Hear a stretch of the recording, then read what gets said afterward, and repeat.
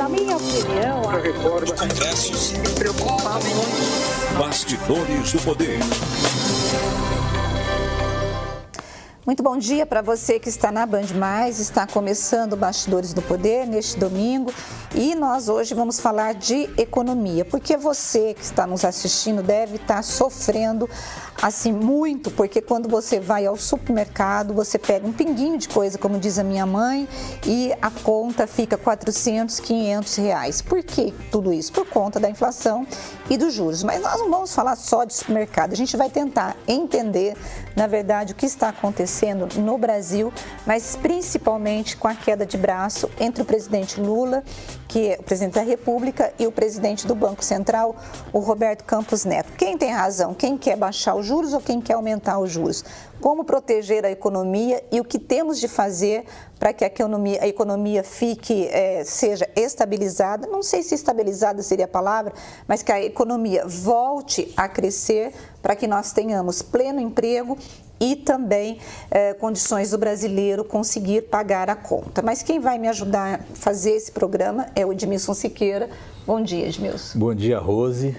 E estamos aí, né? Um domingo tal para falar de economia, certo? E como você disse, que as donas de casa ou quem vai eu vou ao supermercado muitas vezes, uma vez por semana pelo menos, e me assusto realmente. E inclusive as caixas dos supermercados, elas acabam assustando junto com a gente, né? A gente comenta, elas falam, tá tudo muito caro mesmo, porque elas são donas de casa também, estão sofrendo do mesmo problema. Bom, e quem vai nos ajudar a tentar entender, né, a briga dos dois presidentes, quem tem razão, quem não tem razão, se as vítimas são as donas de casa, se não são, o que vai acontecer com esse país é o Carlos Rotz. Ele é planejador financeiro e sócio da A7 Capital. Carlos, bom dia, bem-vindo ao Bastidores do Poder. Bom dia, Rose. Bom dia, Edmilson.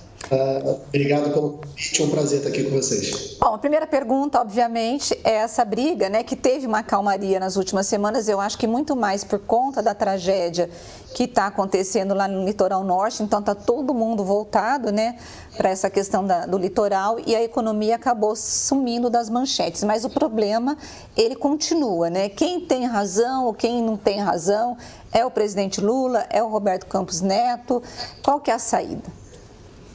Então, Rose, uma pergunta difícil essa, né? No meio de uma briga, quem tem razão? Acho que quando os dois estão brigando e discutindo, você traz uma instabilidade e você traz uma insegurança para o mercado e para a economia como um todo, que acho que os dois acabam estando errados, pelo simples fato da discussão e da forma como isso está sendo feito, né? Então, acho que o presidente Lula, em alguns pontos, ele tem faz sentido o que ele fala sobre o nosso patamar atual de inflação, no nosso atual patamar de juros também. Por outro lado, a gente fazer uma redução de juros como ele tem pedido, de uma forma não técnica, e que esses juros lá na frente pode gerar um novo aumento, né, um novo ciclo de alta, isso, segundo o Campos Neto, pode trazer uma insegurança e pode trazer uma piora do cenário estrutural aqui do país. Então, acho que os dois lados têm argumentos, mas eu acho que, respondendo a tua pergunta, o simples fato de você ter o presidente da República e o presidente do Banco Central brigando de forma pública, né? Eu acho que traz uma insegurança, traz incertezas, traz uma série de fatores negativos que eu acho que a gente está longe de poder, na verdade, precisar disso nesse momento, né? A gente precisa do contrário, uma estabilidade maior, uma previsibilidade, uma calma. Você é defensor da autonomia do Banco Central? Sim, eu acho que a autonomia do Banco Central ela traz uma modernização para as atuações, tá? Acho que vale ressaltar da onde que vem a autonomia do Banco Central. O Banco Central, muitas das vezes, ele tem que tomar algumas medidas, né? Ele tem que tomar atitudes que não são atitudes populares. Tá? E isso pode estar diretamente ligado ali ao presidente da República. Então, a autonomia do Banco Central é para que você dê segurança ao presidente do Banco Central, independentemente de qual partido e independente de qual viés político ele tenha, que ele vá fazer o certo e o correto para a economia sem precisar pensar em viés político, tá? Existe nos manuais da economia uma outra fórmula para você abaixar a inflação que não seja o aumento de juros ou o aumento do custo do dinheiro no mercado? Existem algumas formas, mas a economia em si não é uma receita de bolo, né? Que você aumenta uma dose aqui e você diminui uma dose para cá. Então, não é aumentando 1% de juros que a gente tem um impacto no 1% na inflação, né? Mas, de fato, os juros, Edmilson, talvez o remédio mais na veia, o remédio mais forte que se tem contra a inflação, não só aqui para o Brasil, mas em economia de qualquer lugar do mundo, né? A gente viu isso ao longo de 22, né? Ao longo do ano passado, que o Brasil sempre teve um problema de inflação, sempre foi pauta de economistas e pauta de Banco Central, esse cuidado de controle de inflação.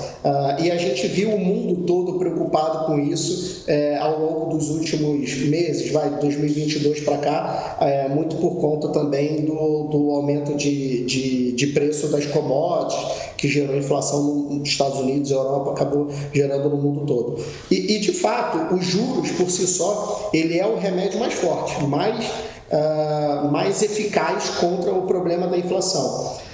Só que a gente tem um problema que você tem um juro muito alto, muitas vezes esse remédio na dose errada ou por um período mais prolongado, ele pode trazer efeitos colaterais tão ruins quanto da inflação, né? Então, eu acho que, de fato, o juro, você elevar juros, talvez a forma mais forte e mais eficaz de controle de inflação, mas isso precisa ser dosado. Pois é, muitos economistas têm colocado que está certo você adotar, né, a taxa de juros maior para poder inibir a inflação. No entanto, esse período já está longo demais e que isso precisaria começar a ser refeito, essa margem ou uma redução. Mas o Campos Neto, pelo jeito, ainda quer continuar nessa medida, né? E talvez por isso o presidente Lula esteja reclamando. Qual escola, né, tá certa? Não é nem que está certa, mas como fazer com que nós tenhamos uma redução da taxa de juros e não tenhamos um aumento da inflação, ou não vai ser possível isso? Assim, Rose, a independência do Banco Central, que aí eu acho que só a independência do Banco Central abre margem para essa discussão. Talvez se a gente não tivesse esse cenário, né, essa estrutura de Banco Central hoje, a gente teria menos briga e talvez o presidente já teria trocado, né, o Roberto Campos Neto e mudado ali um pouco para algo mais alinhado com ele. Mas isso daí, na verdade, acontece, mas esse foi um passo, tá? É uma discussão longa, começou o grande debate sobre a independência do Banco Central, aconteceu até mesmo pelo PT com a Marina, né? Mas a gente viu isso ser oficializado pelo ex-presidente Temer, mas eu acho que esse é um passo. Eu acho que nos Estados Unidos, por exemplo, além de você ter uma independência do Banco Central, você tem um mandato do Banco Central também, não só de controle de inflação, mas diretamente ligado à manutenção da atividade econômica. E isso a gente não vê aqui no Brasil.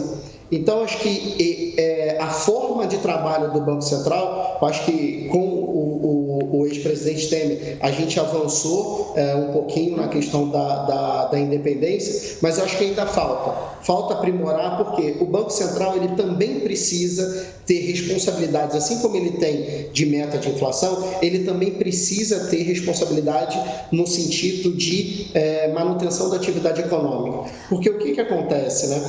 Você mantendo o juro muito alto, você de fato segura a economia, você entra num processo quase quase que de puxar o freio de mão da economia para trazer ali uma desaceleração, frear um pouco a inflação, mas esse remédio, por um período prolongado ou uma dose muito forte, isso pode gerar desaceleração econômica, até uma retração econômica.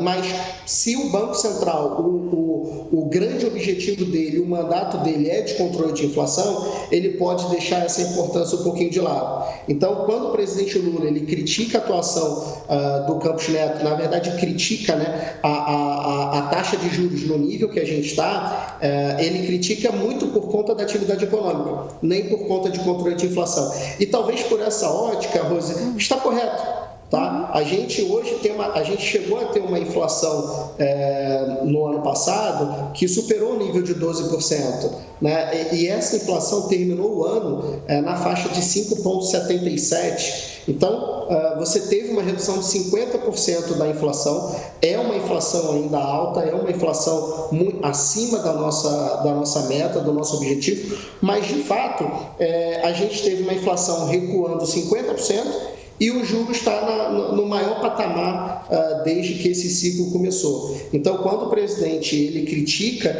esse movimento de inflação menor do que estava e os juros não cedeu em nenhum momento, ele está olhando para a atividade econômica. Talvez o Campos Neto hoje e toda a equipe do Copom, ali que vota, né, vale lembrar que não é o voto só do Campos Neto, é todo um colegiado ali, mas eles hoje estão com a cabeça 100% focado em trazer o IPCA para a meta. E aí talvez surja uma outra discussão, além de você modernizar um pouco mais o mandato do Banco Central, sobre a situação da meta estar em acordo com o nosso país ou não, né? A gente tem uma meta de inflação para 2023 de 3,25% e uma meta de inflação para 2024 de 3%. Fazendo uma comparação, os Estados Unidos têm uma meta de 2%. Então, será que essa meta de 3%, que seja 3,25%, está alinhado com a realidade de um país, pegando até um exemplo de países mais envolvidos? E aí acho que o embate e a discussão, né, por mais que, assim como você comentou, tenha acontecido quase que um cessar-fogo, né, nesses últimos dias, ainda bem, porque traz pontos negativos qualquer briga, mas esse cessar-fogo tenha acontecido talvez porque ninguém sai ganhando nessa conta. Então, o presidente Lula olha por uma ótica e o Campos Neto está olhando por uma ótica ali, como diz o ditado, botando o regulamento embaixo do braço e trabalhando com esse regulamento embaixo do braço. Né? Tá certo. Bom, gente, nós vamos para um rápido intervalo e nós voltamos daqui a pouquinho com mais de Bastidores do Poder e você não saia daí. Bastidores do Poder. Bastidores do Poder. Nós estamos de volta com o Bastidores do Poder e hoje nós estamos entrevistando o Carlos Rotz. Ele é planejador financeiro e sócio da A7 Capital. Deixa eu te perguntar uma coisa. Bom, em cima das falas do ministro da Economia, do Fernando Haddad, a gente percebe que o governo tem duas grandes metas, que é a reforma tributária e o teto fiscal. Diante desses dois projetos, vou chamar de projetos, dá para a gente ter uma ideia do que é a política econômica do governo Lula ou a gente ainda não sabe o que é a política econômica do governo Lula? E a segunda pergunta é, a reforma tributária vai sair ou não? Vamos lá. Acho que são as duas perguntas que definem quase que o ano do mercado financeiro. Sobre vai pelo caminho mais positivo e talvez menos negativo, ou a gente continua com essas incertezas. Eu acho que é difícil responder essa pergunta porque o mercado, e é difícil hoje você pegar uma política ou um viés, pelo menos do lado econômico, e você ter previsibilidade do que vai acontecer, né? Vale lembrar que a própria equipe econômica e o próprio posicionamento do atual governo pós-eleição foi um posicionamento e foram escolhas diferentes da que era esperado durante o período da eleição, né? Então, acho que hoje, para você ter uma maior previsibilidade, para você de fato entender qual que é o caminho, Rose, acho que a gente precisa ter a apresentação desses planos, ainda mais do arcabouço fiscal. O lado positivo é que o arcabouço fiscal, a expectativa era que ele fosse apresentado pelo governo, né, pelo Haddad, ali por volta de agosto. Isso havia sido antecipado para abril, e num evento, há mais ou menos umas 2 semanas, o ministro, ele para dar um certo conforto, talvez, sobre essas diretrizes, ele se comprometeu a fazer a apresentação desse novo arcabouço fiscal já agora em março. Eu acho que qualquer sinalização de responsabilidade fiscal, de fato, do atual governo, vai ser bem recebido pelo mercado, tá? Eu acho que hoje o cenário coloca no preço talvez o pior possível, e a gente vai dosando esse pior cenário ao longo dos meses. Então, acho que fica essa incógnita ainda sobre qual que é, de fato, direcionamento econômico, direcionamento fiscal, até porque, Rose, a gente viu durante esses primeiros meses, e parece que a gente está debatendo aqui quase que 1 ano e meio de governo, né? É verdade. Então, a gente está com menos de 2 meses, estamos fazendo 2 meses de governo agora, praticamente. Mas dentro desses 2 meses a gente já viu uma série de discursos conflitantes, não só do presidente com outros ministros, mas também do presidente com o Haddad, né? Então a gente não sabe até que ponto o que o Haddad e as intenções do Haddad, pelo menos o que ele comenta em eventos, em alguns encontros, se ele de fato vai conseguir colocar em prática. Sobre a situação da reforma tributária, eu acho que é um assunto um pouco mais fácil. Tá? Já era pauta, já é uma necessidade que vem sendo debatida há muito tempo. Quando você se aproxima de uma eleição, é difícil você passar pautas tão importantes, mas a sinalização que a equipe econômica, o Haddad, também já deu em relação à reforma tributária é que ela está sendo super bem recebida pelo Lira, que é o presidente da Câmara, bem recebida também pelo senador Pacheco, que é o presidente do Senado. Então, quando você tem os 2 presidentes das 2 casas, né, participando da formatação disso, ajustando alguns pontos, você já tem a certeza de que a discussão vai ser um pouco mais leve e de que vai ser pautado essa questão nas 2 casas. Então, eu acho que é um assunto um pouco mais fácil. E o governo aposta muitas fichas nisso, tá? Eu acho, de fato, a gente avançando numa questão de arcabouço fiscal, de sinalizar uma certa responsabilidade fiscal agora em março, e a gente tendo a aprovação da reforma tributária, que de fato vai servir para ser um facilitador, né? Vai consolidar ali muitas etapas tributárias que hoje trazem muito mais burocracia do que eficiência. Eu acho que a gente destrava muito valor, destrava até pontos de juros, como a gente estava conversando no bloco anterior. Então, tudo isso eu acho que são argumentos que o governo vai poder usar para o Copom, para o Campos Neto ficar mais confortável de reduzir juros. Tá? O próprio Campos Neto, a equipe do Copom, ele sempre vinha conversando sobre um juro de equilíbrio no Brasil, considerando uma faixa de IPCA mais 4. A gente tendo IPCA próximo do nível de 6%, então a gente poderia ter uma Selic hoje na faixa de 10%, 11%.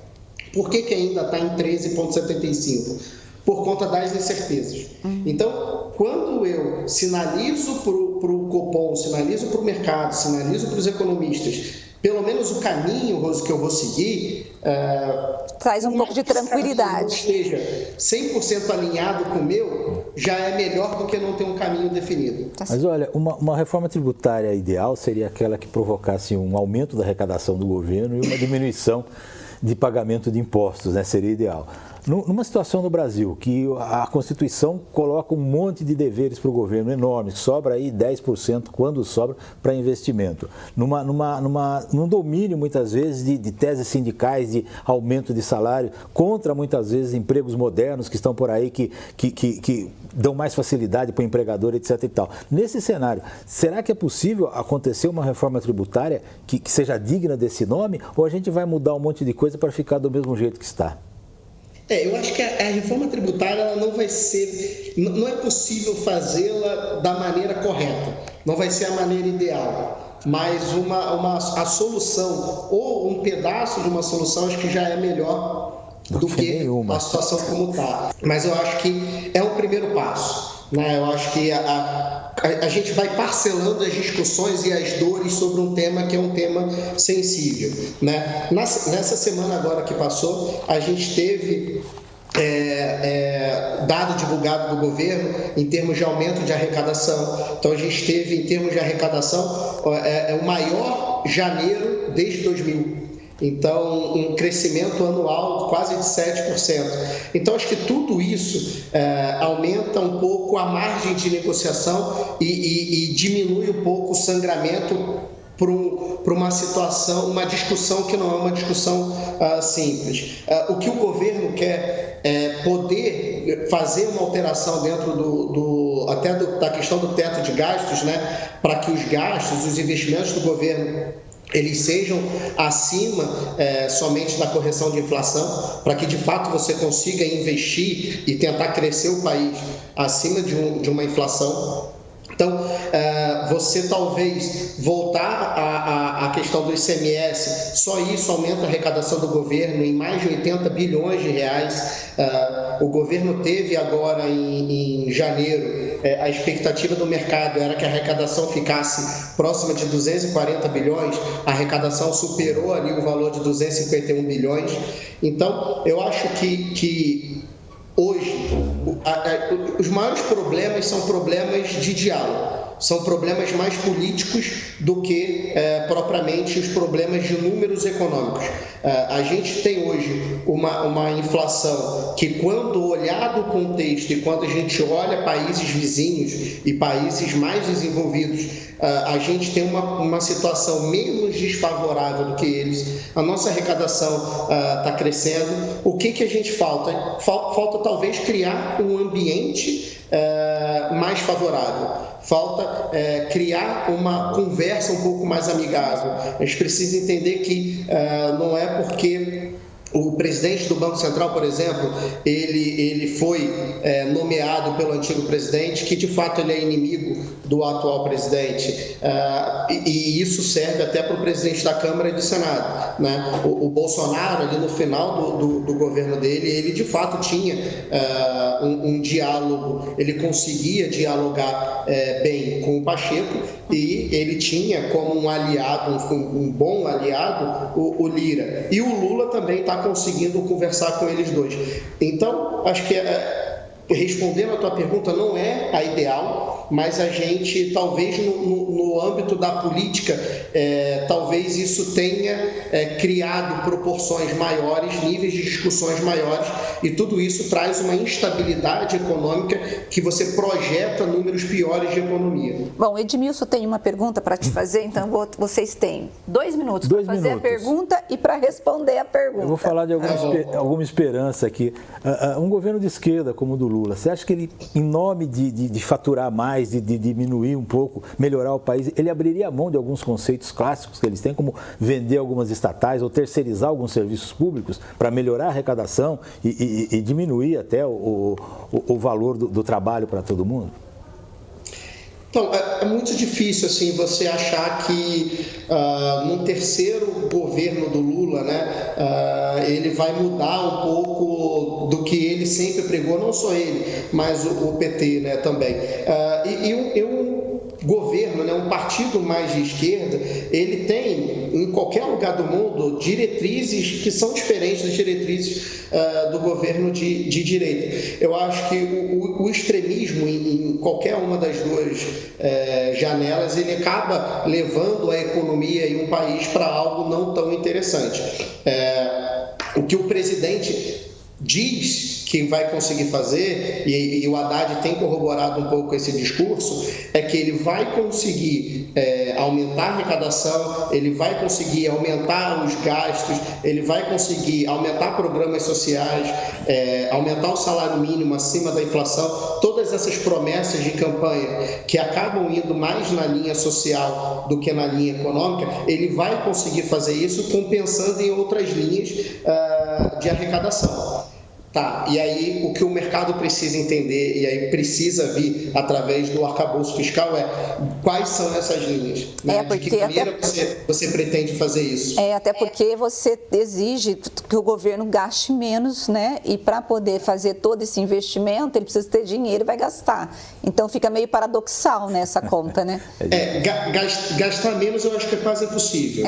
Até porque você tem promessas de campanhas que precisam ser cumpridas. Vide o reajuste do salário mínimo, que publicamente o Haddad deu uma entrevista falando que não tinha de onde tirar, né? Não tinha como fazer, e o presidente Lula fez, porque era uma promessa de campanha dele.